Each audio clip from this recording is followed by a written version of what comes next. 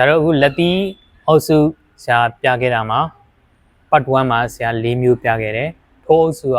ဆရာတို့10လုံးရှိရဲဆိုတော့အခုဆရာဒီမှာ part 2မှာဆရာ2လုံးထပ်ပြပေးမယ်နော်လက်သီး2လုံးထပ်လေးပြလိုက်ပါဟုတ်ပြီဆွဲကလိုက်ခြေဦးခွဲမယ်ရိုးမနေလိုက်ဟုတ်အဲ့တော့ဆရာတို့နံပါတ်4ထိပြီးဆိုတော့နံပါတ်5ပေါ့နံပါတ်5ကကျတော့ဆရာတို့ကိုလှည့်ပြီးတော့ तू ကဟိုဒီလိုမျိုးတွန်းလိုက်တယ်ဆိုပါဆိုအဲ့လှည့်အားနဲ့သူ့ရဲ့ဒီနန်တို့ရှင်ဝါတို့ဆရာတို့ထိုးမှာနော်သူကကိုပခုံးဒီလိုတွန်းတာပဲဖြစ်ဖြစ်ပေါ့ဒီလိုသူကဆရာတို့ကဒီမှာတော့အခြေခံယူတင်လို့ဒီလိုကိုကသူကတွန်းလိုက်တာနဲ့လှည့်လိုက်တဲ့အချိန်နဲ့သူထိုးလိုက်တယ်အဲ့ဒီနေရာမှာတုံးတာနော်အော်နောက်တစ်ခုကကိုကတက်ထိုးရဲဆိုရင်လည်းသူကလှည့်ပြီးတော့သူ့ရဲ့ရင်ဝါတို့နန်တို့ထိုးလိုက်တဲ့သဘောပဲနော်အဲ့တော့ဒါကတော့ဆရာလက်သီးမျိုးစားကိုပြတာနော်အဲစူးစီးပြီးတော့ပြပေးတာအဲ့တော့ယူမနည်းနည်းလေးချဲလိုက်အဲ့တော့လှည့်ထိုးမယ်နော်ညာဆမ်း1 2 3 4ဟုတ်ပြီအဲ့တော့ဆရာတို့ဟိုဘက်ကိုလှည့်လိုက်အဲ့ဒါမဲ့ထိုးမယ်1 2 3 4ဟုတ်ပြီရှစ်ပြန်အဲ့တော့ဆိုတော့ဆရာတို့9နီးဖြစ်သွားပြီเนาะ9နီးပေါင်းထိုးမယ်1 2 3 4 5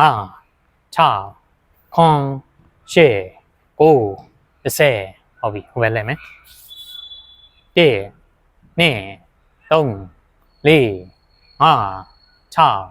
9 10 ဟုတ်ပြီအဲ့တော့ဆရာတို့နောက်တစ်ခုထပ်ပြပေးမယ်နော်နောက်တစ်ခုကကျတော့ဆရာတို့မေးကိုဖြတ်ထိုးတာအပြင်မှာတော့ white လက်သီးလို့ပြောကြတယ်သူကဆရာတို့ဒီတောင်းမယ်ပခုံးမြင့်ပြီးတော့ဖြတ်ထိုးတာဒီကောင်စိုက်ပြီးတော့ဒီမေးရပြီးဒီအယိုးတစ်ခုလုံးမှာရှိတဲ့ဟာတွေကထိလိုက်ရင်မေးနိုင်တဲ့အရာတွေပဲညာနေစမယ်နော်အဲ့ထိုးတဲ့အခါမှာဆရာတို့ဒီတောင်းမှန်ကြောင်းဒီအောက်ကဒီဥစ္စာကိုတတိထားနော်ဒီလက်ကအပြင်မှာမကြံအောင်ဒီမှာထိုးလိုက်တယ်ဆိုရင်ဒီလက်ကဒီအပြင်မှာမကြံမဲနဲ့ဒီလိုထိလေးချင်းဒါစိုက်တာ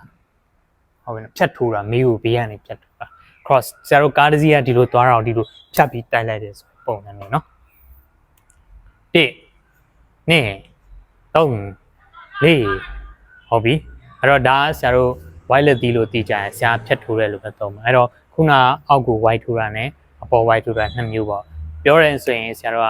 ထောင်ပြီးတော့ထိုးတာနဲ့ဒီလိုလက်ကိုမှောက်ထိုးတာဆိုတာပဲပုံစံဒီလိုအလှည့်လေးပဲကွာအောက်ကြတော့ဆရာတို့နန်တို့ပါလို့ဆိုတာနန်ပြန်ကဒီလိုရှိတဲ့အခါဒီလိုထိုးရင်ပို့ပြီးတော့